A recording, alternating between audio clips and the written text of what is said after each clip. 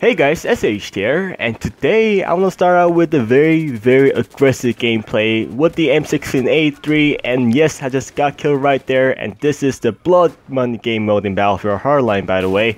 So I got killed right there, and I tried to stab this guy, and yes, fortunately I killed him, but I just got knocked right there, because there were just too many guys, and there weren't a lot of my teammates there supporting me during that time. But anyway, today I want to talk about the M16A3 assault rifle. Yes, you heard it right. It's the M16A3, or aka the fully automatic version of the M16 variant. Now, some of you guys might be wondering why you weren't able to use this weapon in Battlefield 4 and why there's only the burst fire mode such as the M4A1 or M16A4.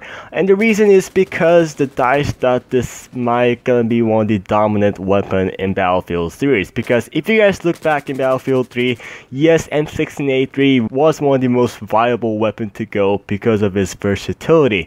It did not have anything that's considered as quote-unquote overpowered. Instead, it just did not stand out with anything. It has a really good reload time with a combination of a moderate rate of fire and pretty manageable recoil and a very early unlock level, and because of that, a lot of people started using this weapon in Battlefield 3, and in Battlefield 4, the DICE developer just decided not to put this gun back in, and yes, it was in the alpha version of Battlefield 4, they just decided to take it out right before the Battlefield 4 launches. So when I first heard about that, I was kind of disappointed because, you know, it did not stand out for anything, and I know it can be the dominant weapon in the game, but it did not really stand out for anything special. But now in Battlefield Hardline, the Visceral game decided to put this gun back into the freaking Battlefield series, and currently I'm freaking loving this gun right now. And I know there's another weapon or the AK variant called AKM, which fires an amazing 900 rounds per minute instead of 800 rounds per minute.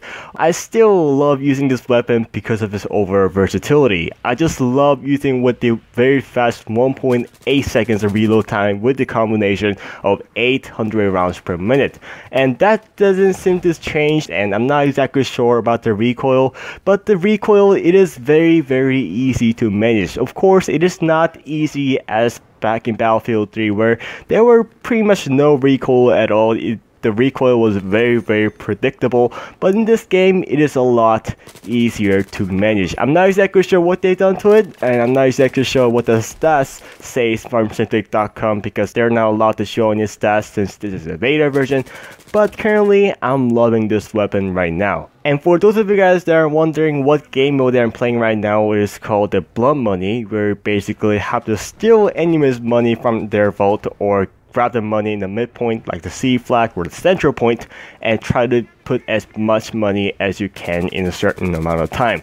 Now, I was running out of my ammunition right there and I'm gonna get killed in a couple times, but I was able to grab the full amount of money, which is 500k, into my base. And the attachments that I was running with was the suppressor, extended magazine, and yes, there's an extended magazine in every single weapon in Battlefield Hardline, exception of the revolvers, so that is really cool. Like, if you look at the ammo counter, I have 40 rounds instead of 31 rounds or 41 rounds, so that's really cool. And I was using a suppressor because in the Battlefield Hardline, because this game is mainly based on infantry, I thought it would be more reasonable to use a suppressor and hide my position when I was firing the weapon. And basically, since you mostly engage guys between the close and medium range, there were pretty much no reason to use our heavy barrel or the muzzle brake or the compensator in this game.